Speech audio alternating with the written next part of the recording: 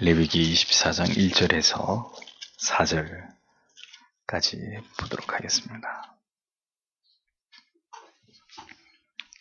레위기 24장 1절에서 4절 같이 읽겠습니다. 여호와께서 모세에게 일러 가라사대 이스라엘 자손에게 명하여 감람을 찌어낸 순결한 기름을 켜기 위하여 네게로 가져오게 하고 끊이지 말고 등잔불을 켤지며 아론은 회막 안 증거 아침까지 여호와 앞에 항상 등잔불을 정리할지니 너희 대대로 지킬 영원한 규례라. 그가 여호와 앞에서 순결한 등대 위에 등잔들을 끊이지 않고 정리할지니라. 아멘. 증거 궤라고 돼 있죠? 궤라고 글씨가 작게 써 있습니다. 이게 벌써 안 보이니 참. 기도하겠습니다. 주님, 오늘도 하나님 앞에 나와 우리가 하나님 앞에 머리를 조아리고 마땅히 우리의 경배를 받으시기에 합당하신 하나님 앞에 또 이 천지 만물의 주관자이신 영존하시는 아버지께 오늘도 하나님 우리가 아버지의 마음을 품고 하나님께서 우리에게 간구하기를 원하시는 기도의 제목을 따라 하나님의 나라와 의를 구하며 또 하나님 우리의 삶에 하나님의 도우심을 간구하기 위하여 하나님 앞으로 나와왔습니다.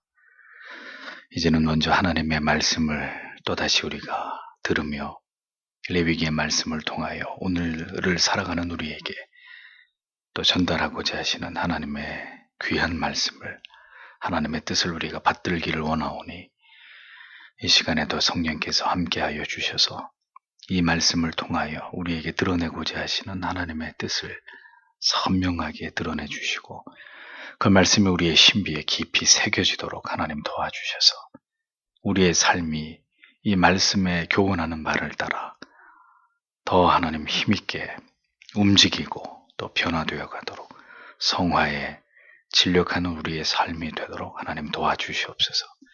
이 시간에도 성령께서 조명하여 주셔서 함께 귀한 진리의 깨달음을 얻는 시간이 되기를 원하오며 예수님 이름으로 기도합니다. 아멘. 감람을 찌어낸 순결한 기름을 이런 제목으로 레위기 강의 83번째 시간을 이어가겠습니다. 레위기 27장에서는 성소에 있는 등잔불과 그리고 진설병의 관리에 대한 이런 율법과 그리고 뒷부분에는 이제 신성 모독주에 관련된 이런 율법을 언급하고 있는 것을 볼 수 있습니다.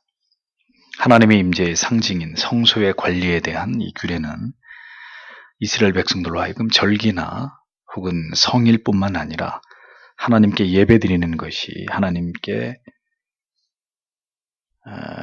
이 경배하는 것이 삶의 중심이고 본질이 되어야 된다는 이 중요성을 강조하시려고 하는 그런 의도에서 기록되어진 말씀인 것을 보게 됩니다. 언제나 우리가 하나님께 마음을 두고 하나님을 예배함이 삶의 중심이 되기를 원하시는 그 하나님의 마음이 잘 반영이 되어 있는 것을 볼 수 있죠.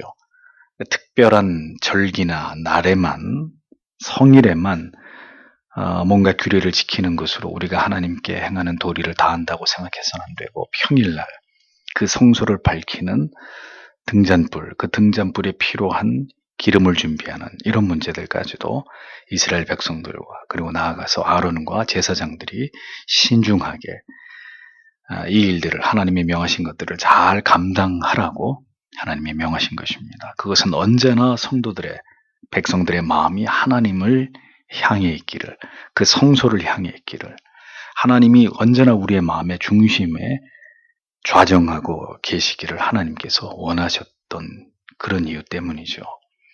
우리가 왜 기존 교회가 지키는 절기, 사순절, 고난주일, 부활절 이런 것들을 우리가 지키지 않습니까? 그리스도의 고난당하심과 십자가의 죽으심과 부활이 중요하지 않기 때문입니까? 결코 아니죠. 하나님께서는 생색내듯이 하나님을 섬기는 것을 원치 아니하십니다. 다른 때는 마음이 없다가 그때만 되면 뭔가 우리가 대단히 작심하고 하나님께 마음을 쓰는 것처럼 그렇게 가식적이고 형식적으로 그때만 그리스도의 고난을 생각하고 그때만 금식을 해서 하나님 그리스도의 고난에 참여하려고 하는 이런 발상 자체가 하나님께서 본질적으로 우리에게 원하시는 바와 너무도 거리가 먼 인위적인 것들이기 때문입니다. 언제나 하나님께 마음을 두는 것이죠. 언제나 그리스도의 우리를 향하신 그 순환 당하심을 생각하고 언제나 그리스도의 그 부활의 영광을 생각하면서 우리도 그 부활의 소망을 가지고 살아가고 그것이 언제나 우리의 마음의 중심에 있기를 원하시는 것이 하나님의 뜻이라는 겁니다. 그래서 앞에서는 절기를 쭉 얘기하고 그 다음에는 이 성소에 어떤 그 관련되어 있는 등잔불이나 성소 안에 있는 진설병 하나님의 그 임재의 상징인 성소를 관리하는 이 규례를 이야기함으로써 절기가 다 끝났더라도 절기가 아니라 할지라도 특별한 날이 아닐지라도 늘 하나님 앞에서 코람되어 하나님 앞에서 하나님이 원하시는 그 마음을 하나님께 보이고 언제나 우리의 삶의 중심, 마음의 중심이 하나님을 향하도록 하나님이 그것을 이스라엘 백성들에게 원하고 계신다는 것을 알 수 있는 것입니다.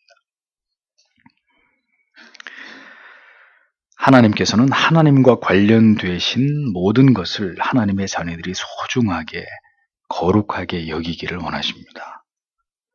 하나님을 사랑합니다. 어떻게 사랑하는데 그 사랑이 어떻게 증명돼야 합니까? 그러니까 이런 것들이 하나님은 하나님 자신을 사랑하는 것으로 간주하신다는 거죠. 하나님이 하라고 하시는 것, 순종하는 것, 지키는 것. 이렇게 감람류를 마련하고 그렇게 생산해서 모세에게 가져다 주어라. 아론은 그것을 등잔불에 기름으로 사용해서 저녁부터 그 다음날 아침까지 그 불이 꺼지지 않도록 잘 관리해라. 이런 하나님의 말씀들을 소중하게 여기고 지키는 것으로 너희가 나를 사랑하고 있는 줄을 내가 알겠다고 하나님 그렇게 그것이 하나님을 향한 사랑으로 간주하신다는 거죠. 우리는 작은 것은 소홀히 여기는 경향이 있습니다. 그것은 뭐 그렇게 대단한 문제가 아니고 하나님 사랑하는 것과 별개의 것이라고 여길 수 있습니다. 그러나 하나님께서는 그런 것 작은 것 하나하나까지 어떻게 보면 작은 게 아니죠. 하나님이 명령하신 거고 하나님의 규례를 세운 것이기 때문에 그런 거 하나를 하나님 앞에 엄수하고 최선을 다해서 행하는 것까지를 하나님을 향한 사랑이라고 그렇게 하나님이 보신다는 거죠. 자, 그 내용이 뭔지를 생각해 보겠습니다. 이 장을 통해서 우리는 우리의 모든 삶을 돌아보면서 우리의 일상의 중심이 진정한 예배적 삶인가, 하나님을 정말 중심하고 언제나 하나님을 생각하는 삶인지를 깊이 생각해 볼 필요가 있습니다. 또 예배자들에게 원하시는 마음이 무엇인지를 또다시 이 말씀을 통해서 우리는 상고해 보게 될 것입니다.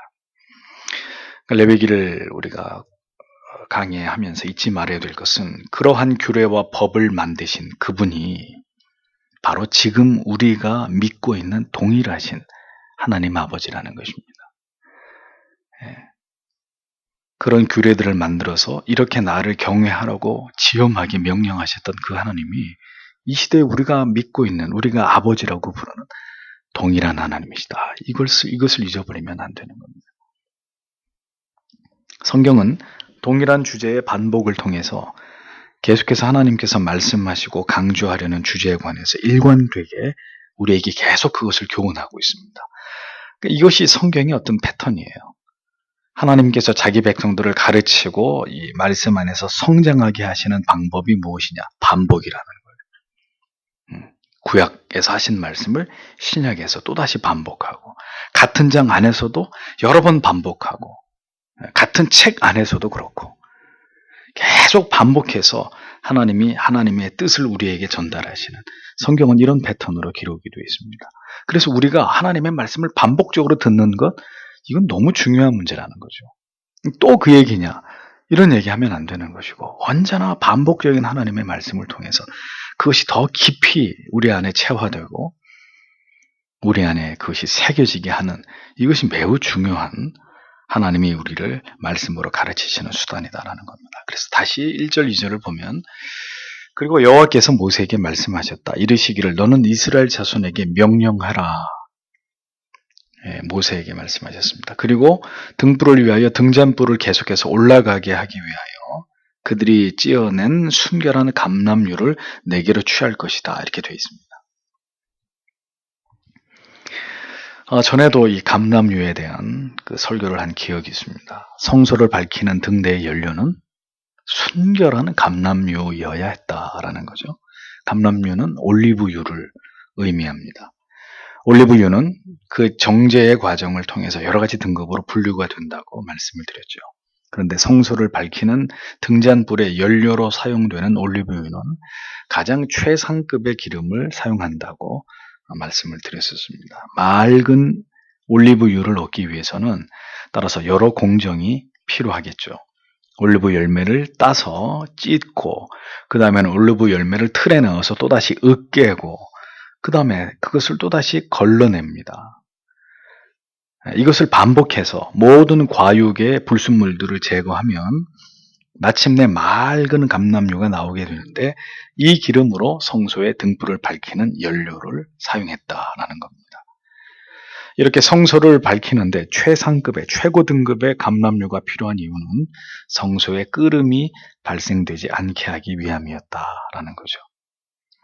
감람을 찧어낸 순결한 감람류는 자신을 태워서 불을 밝히는 등불처럼 이 세상의 죄를 위해서 인간으로 오셔서 자기를 버리실 그리스도의 생애와 그분의 구속의 역사를 상징하는 것입니다. 또한 감람류로 인해서 켜진 등불은 이스라엘 백성들을 영원히 통치하시는 하나님의 주권, 그리고 영원 불변하시는 하나님의 이 말씀의 권위를, 하나님의 말씀을 상징하기도 합니다. 그런데 말씀을 주의해서 보십시오. 감람류를 준비하는 일은 누가 해야 할 일이라고 말씀하고 있죠? 이스라엘 자손들입니다. 이스라엘 백성들이 그 감람류를 준비해야 했습니다. 그들로 하여금 이 기름을 준비해서 모세에게 가져오게 하라고 말씀합니다. 모세는 그것을 아론에게 주어서 아론과 제사장들이 성소를 밝히는 그 일을 하게 했겠죠. 자, 이런 말씀을 통해서 감람류의 또 다른 의미는 그 감람류를 생산하고 준비하는 그 주체가 이스라엘 백성들이라는 것으로 볼 때 이 감람류의 또 다른 의미는 성도의 순전한 헌신, 그리고 하나님을 예배하는 성도의 정결해야 될 마음과 영혼을 의미하는 것이다. 이렇게 볼 수 있습니다. 성소를 밝히는 감람류가 모든 찌꺼기가 걸러지고 또 걸러져서 맑은 상태의 기름이어야 하듯이 하나님을 예배하는 성도의 마음 또한 이와 같이 으깨어지고 걸러지고 또 으깨어지고 또 걸러져서 하나님을 예배할 때는 우리의 심령이 정말 맑은 상태로 그렇게 하나님을 예배하고 하나님 앞으로 나아와야 한다는 것을 깨닫게 됩니다. 그런데 우리는 그럼 무엇으로 맑은 심령이 될 수 있는 것입니까? 우리에게 주신 은혜를 기억하면서 우리의 삶의 현장에서 말씀과 기도에 진력하는 그런 경건한 삶으로 언제나 우리가 십자가 앞으로 우리의 죄악된 모습을 가지고 자주 나아올 때 우린 그렇게 경건을 훈련하고 연습하는 것을 통해서 우리의 심령을 점점 더 맑고 깨끗하게 우리가 가꾸어 갈 수 있는 것입니다. 언제나 우리의 삶에서 죄를 멀리하고 작은 죄라도 우리의 양심이 우리를 고발할 때 기꺼이 그리고 신속히 주님 앞으로 나아가서 우리의 죄를 참회하고 우리의 심령이 맑은 감람류와 같이 되어지는 그런 일들을 소망하는 삶을 신자는 살아가야 한다는 것이죠.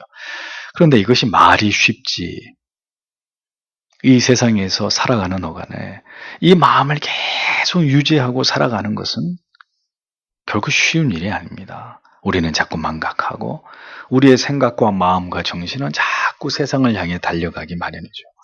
또 이 육적인 것에 얽매이는 이런 삶을 살아가는 그런 일들에 우리는 익숙해지기 마련입니다. 그래서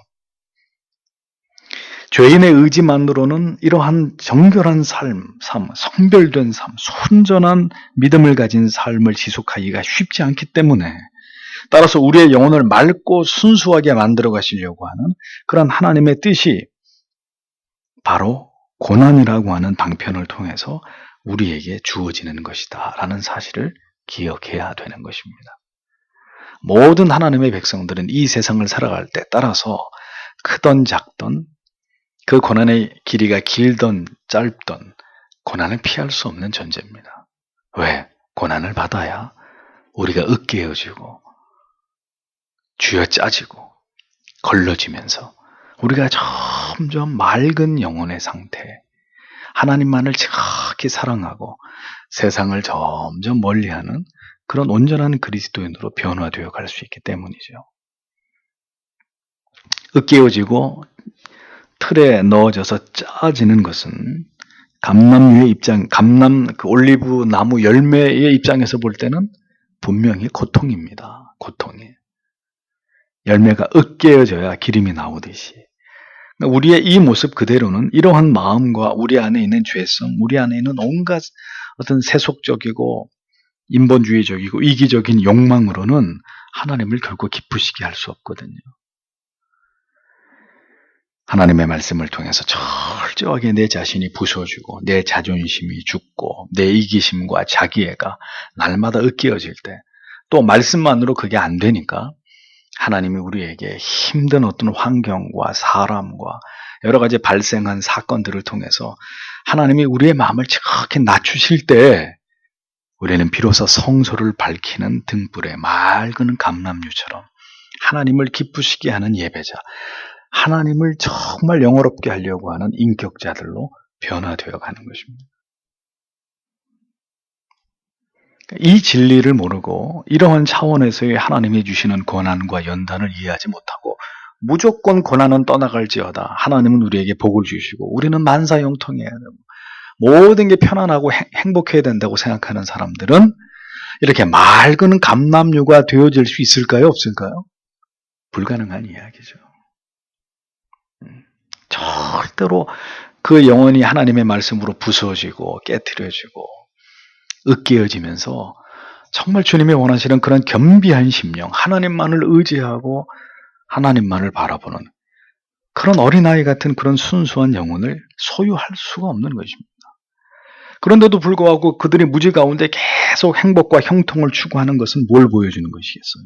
그들이 이 하나님의 말씀에 해당되지 않는 하나님의 자녀가 아니라는 것을 증명하는 것이죠.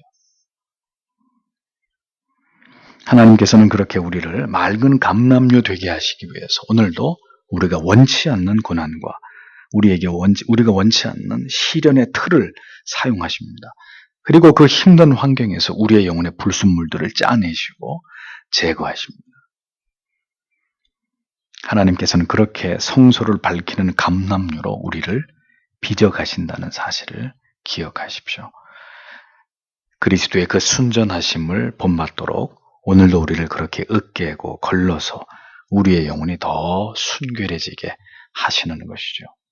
그렇게 나는 좀 서글프고 힘들고 괴롭더라도 내 영혼이 점점 그렇게 하나님을 향해서 나아갈 수 있다면 성도 여러분, 그것이 정말 복인 것이죠. 그것이 진정한 하나님의 축복이고 우리를 향하신 하나님의 은혜인 것이죠. 그래서 바울은 고난이 내게 유익이라는 이 도저히 그 의미를 깨닫지 못하고는 공감하고 동의할 수 없는 그런 이야기를, 그런 고백을 우리에게 들려주고 있는 것입니다. 세상을 향한 모든 욕망과 탐심을 거두게 하심으로 우리의 영혼을 정죄하시는 이런 역사를 행하시는 것이죠. 욕심이 있으면 우리의 영혼이 탁해지기 마련입니다. 모든 마음을 세상으로부터 멀리할 때, 세상의 쾌락과 즐거움으로부터 멀어지게 할 때, 그리고 진리를 향해 더욱 다가감으로 우리의 영혼이 맑고 투명하게 변화되기 마련입니다. 왜요? 말씀으로 다가갈수록 뭐가 드러나니까요? 감추어진, 숨겨진, 그리고 입자가 비교적 더 작은 그런 죄들도 다 드러나기 때문이죠. 그러니까 엉성한 말씀을 들으면 엉성한 회개를 하게 되죠. 그러면 계속 그 사람은 엉성한 이도저도 아닌 죄 가운데서 살아가는 삶을 반복할 것입니다. 그런데 더 정교한 말씀으로 더 아주 성능이 뛰어난 현미경을 가지고 관찰을 하면 더 많은 종류의 그 박테리아들이, 그 세균들이 현미경을 통해서 그 정체가 드러나듯이 그렇단 말이죠. 하나님의 말씀이 더 깊고 더 정교해지면 정교해질수록 우리가 그 말씀의 빛 앞으로 더 가까이 가면 가까이 갈수록 우리의 죄들이 폭로되고 드러나고 혹 수십 년 전에 지은 죄까지 하나님이 깨닫게 하고 생각나게 하시는 것을 통해서 우리가 이렇게 많은 죄를 짓고 살았구나. 내가 이렇게 하나님 앞에 형편없는 존재였구나. 그러면서 십자가의 구속의 은혜와 감격은 더 커지는 것이고, 그래서 하나님을 알면 알수록 우리의 믿음은 더 자랄 수밖에 없고, 믿음이 자랄수록 우리는 더 하나님 앞에 겸비하고 낮아질 수밖에 없는 이런 원리들이 우리의 삶 가운데서 나타날 수밖에 없는 것입니다. 그러니 우리의 영혼이 맑고 투명해지는 것은 당연한 일이죠. 당연한 변화이죠.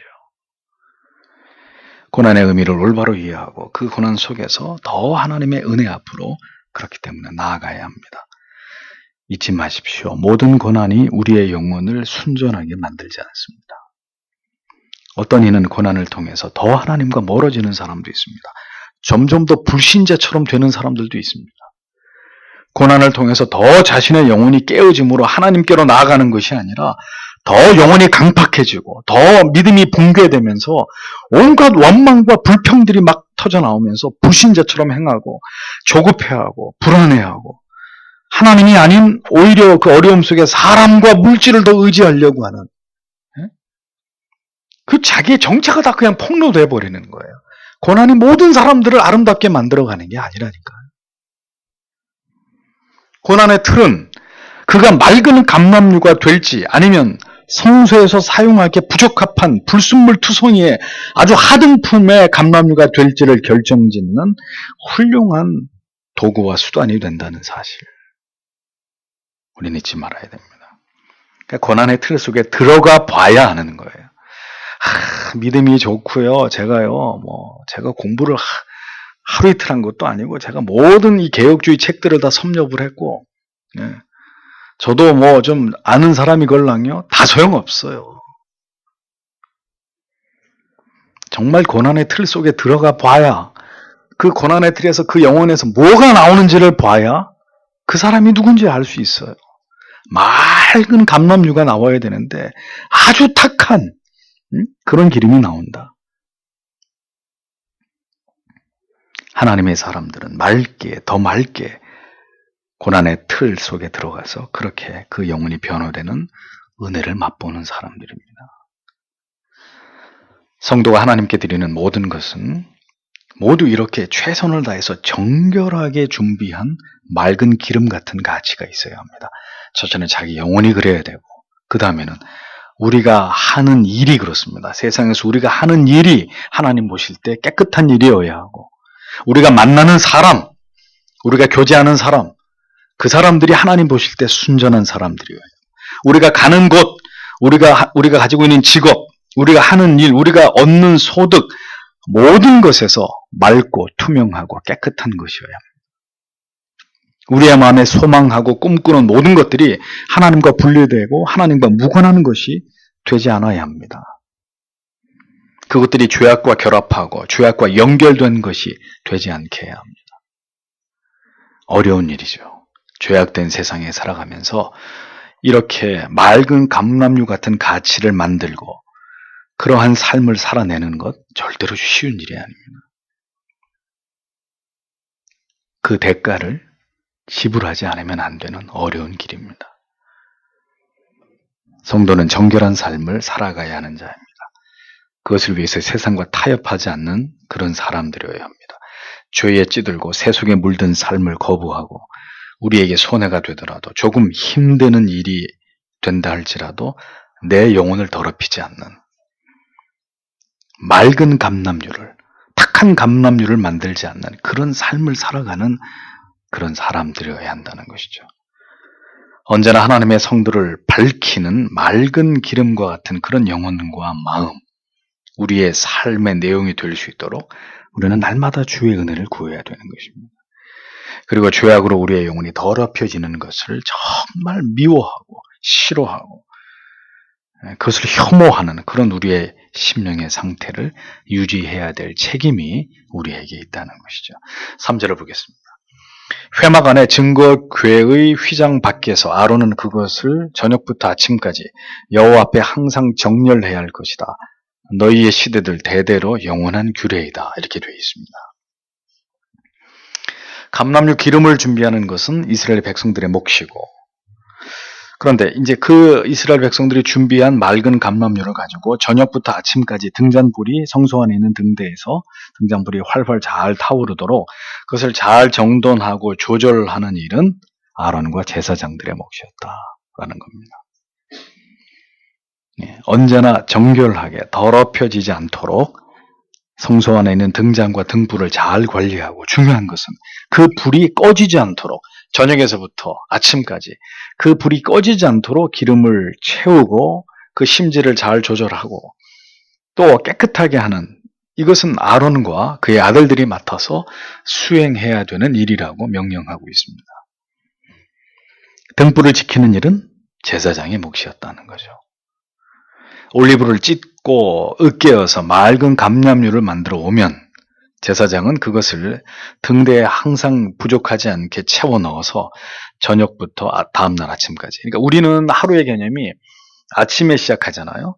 유대 히브리식의 개념은 저녁부터 시작하는 게 하루예요.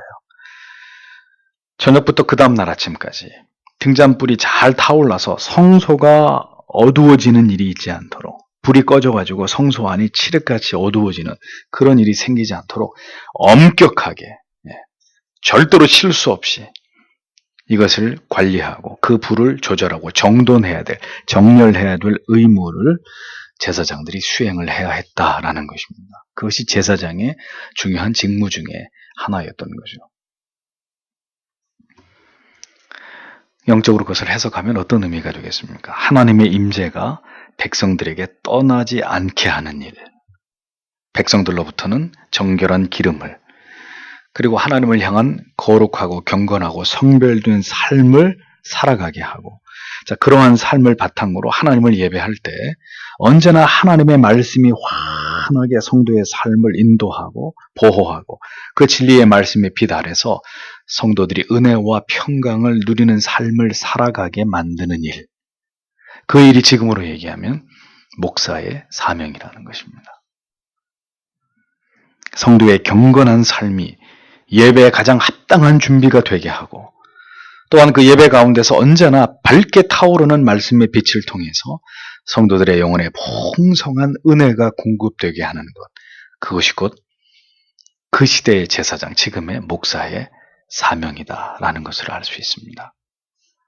백성들은 잠을 자도 제사장들은 어떻게 순번을 정해서 매일 밤을 하루도 빠지지 않고 그 불을 지키고 관리하고 하나님 앞에서 그 등잔불을 정돈하는 일, 그 성무를 수행해야 했다라는 것입니다.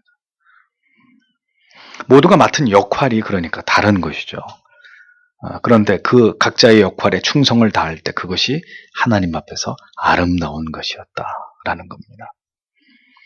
백성들은 정성을 다해서 맑은 감람유를 준비하고, 그리고 제사장은 그렇게 준비된 감람유를 가지고 등대에 불을 붙이고 밤새도록 깨어서 그 불을 지키고 관리해야 되는 이 모든 일들이 하나님이 보실 때 아름답게 이루어질 때 이스라엘 백성들을 향하신 하나님의 그들을 돌보시고 지키시고 하나님이 그들에게 베푸시는 은혜는 지속될 수 있었던 것이었다는 겁니다.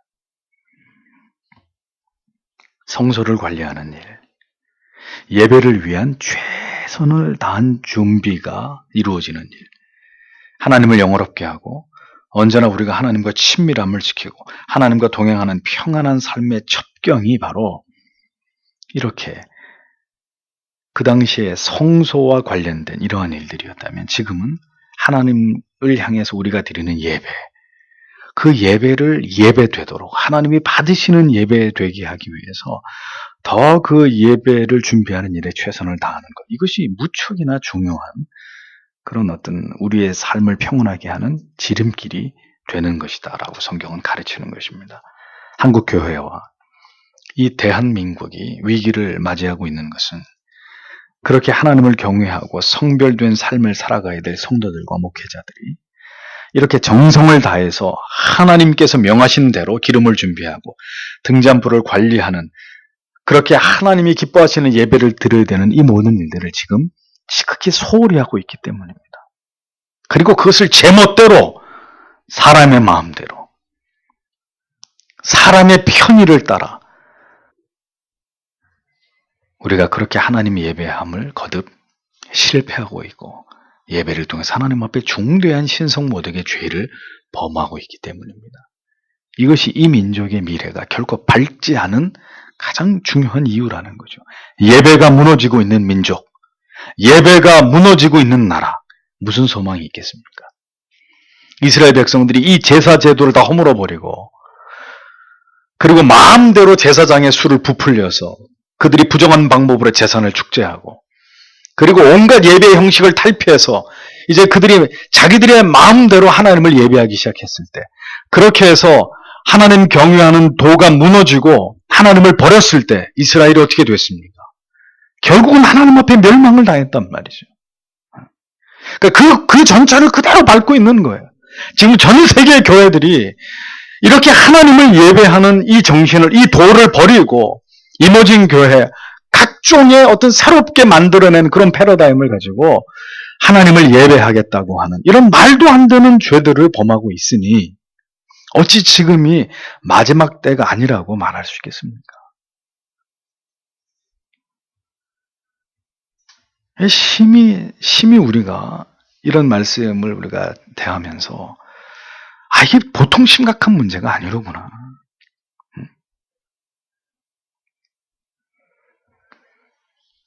하나님을 경외하는 하나님의 백성들을 하나님은 지키시고 사랑하시고 그들의 생명을 연장해 가시는 하나님이시잖아요.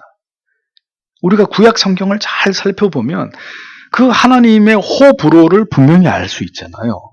이스라엘 백성들이 어떻게 할 때 하나님이 기뻐하시고 그들에게 복을 주셨는지, 어떻게 할 때 하나님이 그들에 대해서 징계하시고 하나님이 가차없이 그들을 심판하고 결국은 멸망에 이르게 하셨는지를 우리가 말씀 속에서 보게 되지 않습니까?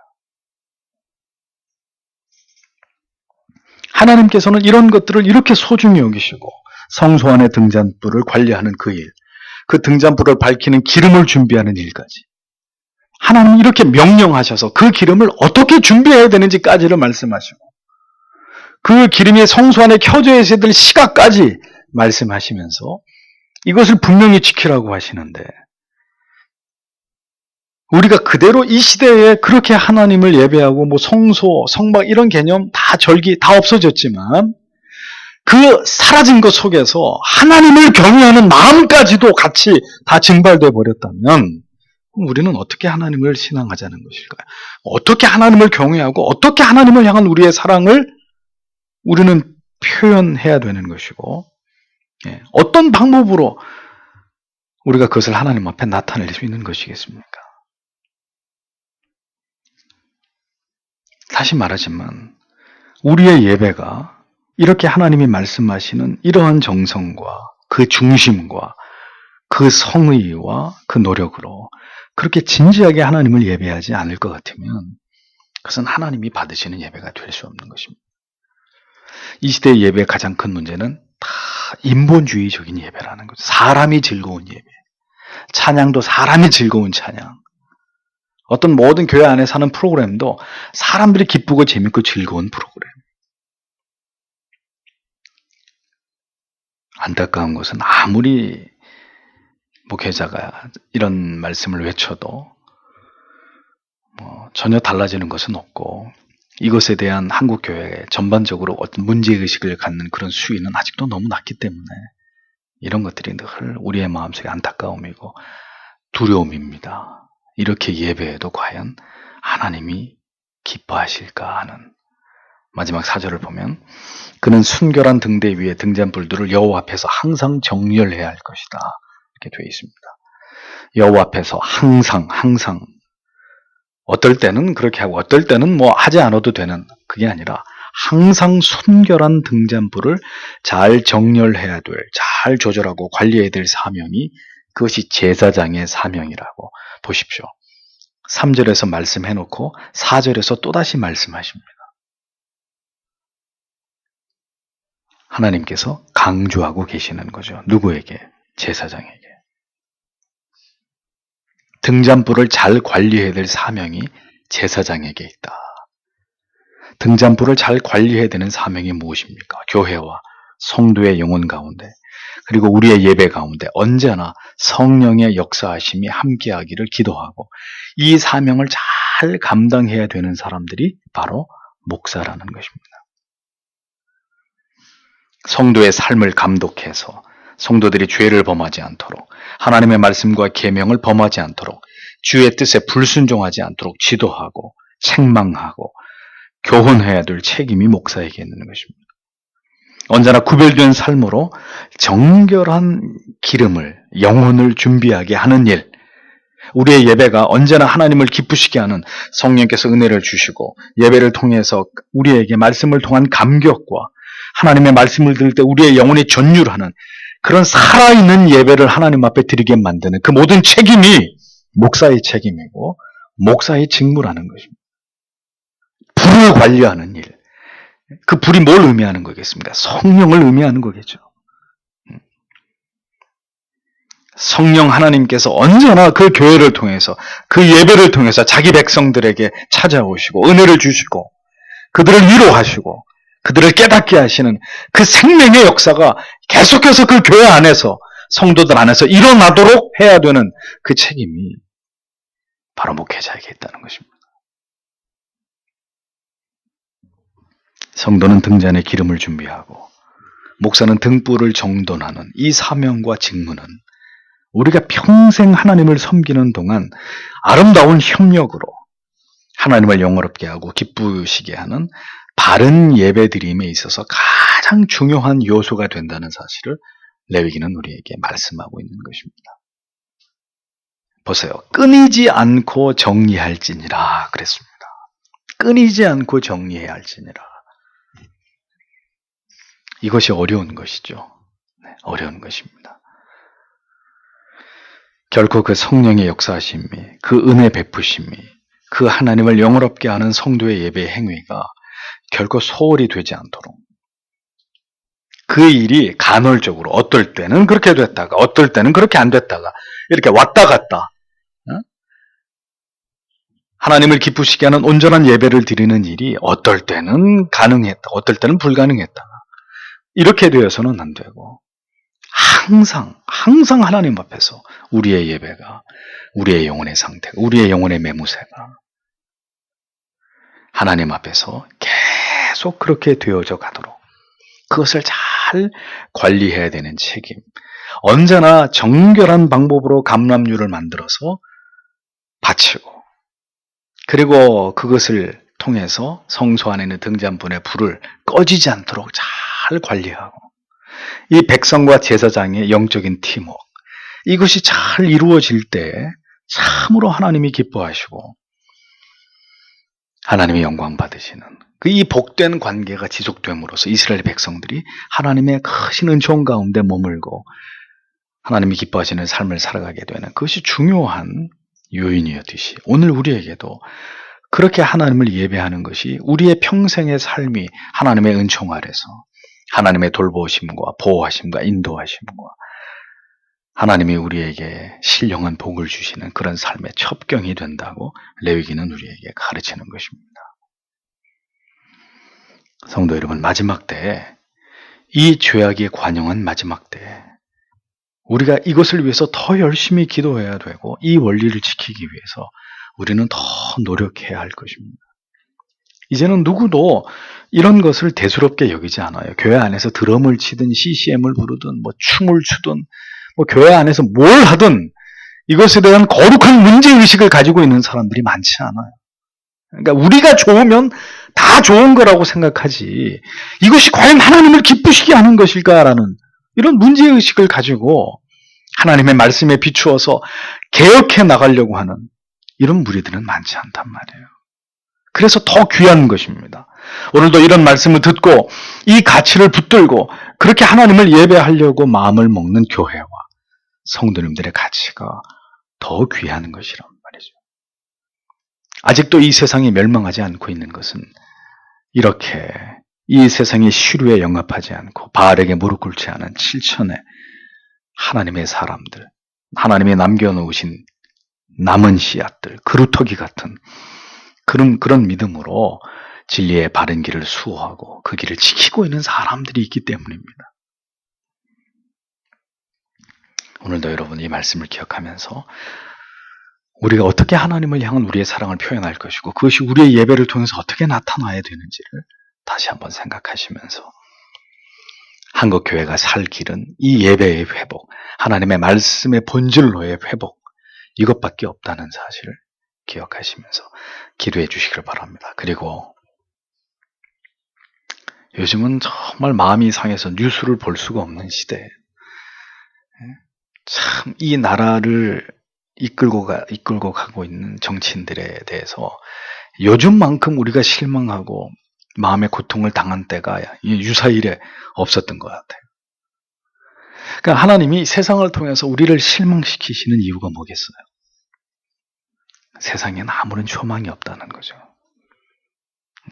그리고 하나님만을 의지하고 하나님께 기도하라는 것입니다. 우리가 살아가는 이 세상이 이렇게 허물어져 가고 이렇게 그야말로 대책이 없는 이런 상황 가운데로 정치, 경제, 사회 모든 문제들이 점점 더 이렇게 붕괴되어 가고 있고 하나님의 어떤 진노를 촉발케 하는 이런 문제들로 점점 무너져 가고 있다는 증거는 이제 세상에 대한 모든 미련들을 버리라는 거죠. 하나님께서.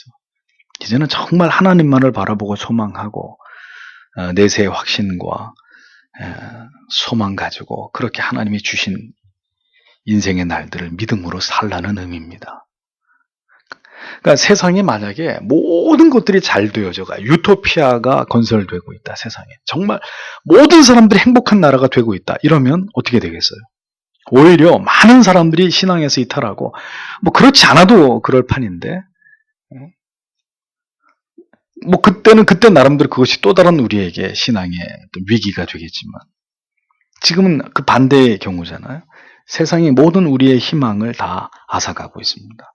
그것은 우리에게 분명한 메시지예요. 하나님을 의지해라. 그리고 하나님께 기도하라는 그런 사인이죠. 그러니까 세상이 이제는 일반 계시도 우리에게 경고를 하고 있고 자연 계시도 경고를 하고 있고 특별 계시인 성경도 분명히 하나님의 말씀을 통해서 우리에게 경고를 보내고 있고 지혜가 있다면 우리가 하나님이 우리에게 주시는 말씀을 그 사인을 볼 수 있어야 합니다. 들을 수 있어야 합니다. 그리고 믿음으로 반응할 수 있어야 합니다. 세상에 돌아가는 걸 보면 참 기가 막히죠. 예. 북쪽에서는 다 불바다를 만들겠다고 연일 저렇게 떠들어대는데 한국의 대다수의 사람들은 무슨 드라마에 미쳐 있고 참 이 세상이 어떻게 돌아가는지 모르겠어요. 도대체 이렇게 신문지상을 보면 이 도대체 우리의 정신이 어디를 향하고 있는 것인지 정말 이 정신이 이렇게 분열될 것 같은 그런 혼란함을 느낍니다. 전 세계에서 가장 불안한 나라에 살아가고 있는데도 우리는 천하태평이고 우리의 마음과 생각은 영 엉뚱한 것에 치우쳐져 있고 참 기가 막히죠. 코미디 같아요. 코미디 같아요. 이 모든 돌아가고 있는 지금의 상황들이 참 어이없는 실소를 이렇게 짓게 만들어요. 참 세상이 희한하게 돌아가는 거예요. 그리고 그 세상 속에 살아가는 사람들도 통제불능이구나 이제는. 얘기가 길어졌습니다. 여러분 오늘 밤에도 가장 중요한 걸 붙잡고 그것을 하나님 앞에 회복해 나아가고 우리의 마음과 생각이 하나님께 집중되도록 우리의 모든 삶의 중심이 하나님이 되도록 하나님 그렇게 우리의 마음을 주장해 주시고 우리의 삶을 붙들어 주시고 우리가 하나님께 드리는 예배가 그와 같은 하나님의 마음을 반영하는 그런 예배 되게 해주시옵소서. 그리고 이 도탄에 빠진 이 민족을 하나님 불쌍히 여겨주시고 위정자들을 위해서 임금과 높은 자리에 있는 자들, 위정자를 위해서 기도하라 그랬으니까 오늘 우리는 이 밤에도 정말 우리를 실망시키고 우리의 마음을 무너지게 하는 자들이지만 하나님께 소망을 두고 이 나라를 이끌어가는 자들을 위해서 기도해야 할 것입니다. 다 같이 오늘도 이러한 기도 제목을 가지고 하나님 앞에 기도하겠습니다.